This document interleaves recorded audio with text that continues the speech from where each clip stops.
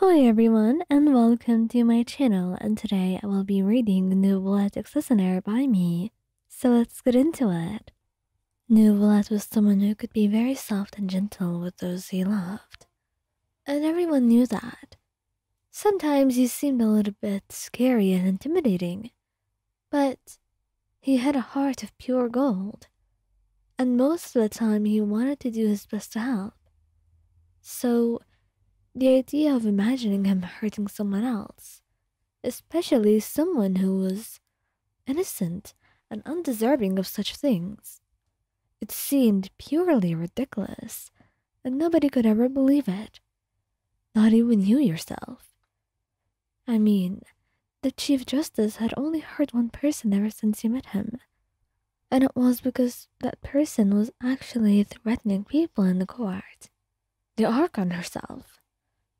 Well, the Victory Harbinger is back in Stage 9 right now, so it really wasn't anything you had to worry about. In fact, you didn't bother with thinking about it at all. But there was something that you thought about. Ever since regaining his full draconic powers, Neuvillette has been acting strangely. You don't know what's really up with him, and you've been too hesitant to ask. You don't know if you can ask even. You don't want to push. But it truly felt horrible when you felt like you couldn't say a single word. Like you were just treading on thin ice. But even worse, there was one thing in particular that caught your eyes. And it was the way he looked at you at times. Sometimes he looked at you with that distant look in his eyes.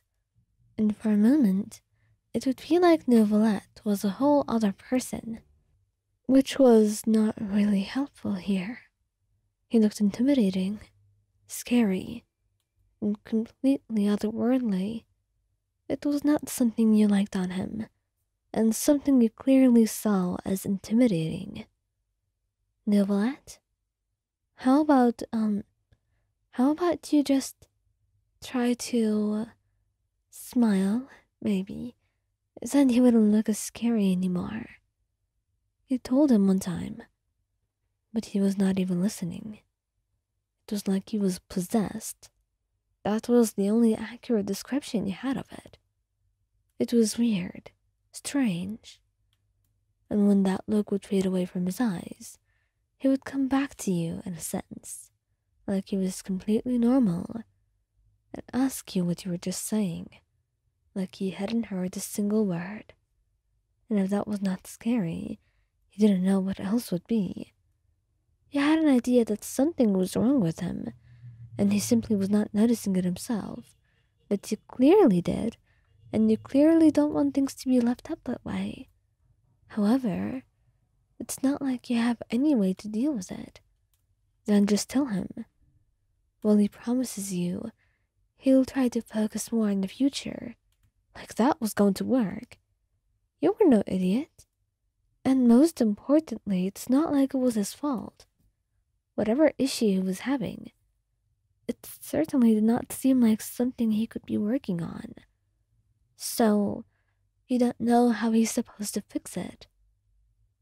It all gets really awful one day, when he looks exceptionally angry, with that look on his face, and you move over to hold his hand, and he grabs your arm roughly, and you look startled, your breath hitching, with the way he's gripping it so hard it may bruise. Neuvillette, just let go of me, you say, but it's not like he's listening.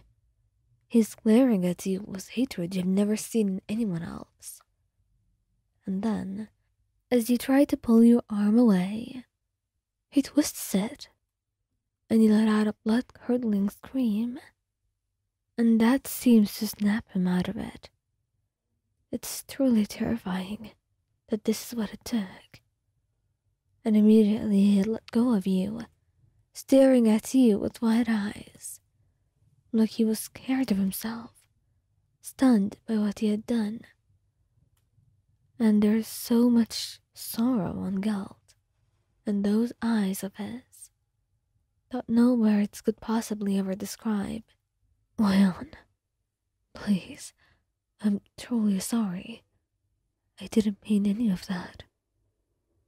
Neuvillette, it's not the time for apologies. You say through your tears, and he can't take it. The guilt is too much. He doesn't know what to do. But before you can get up, he kneels before you and holds your hand.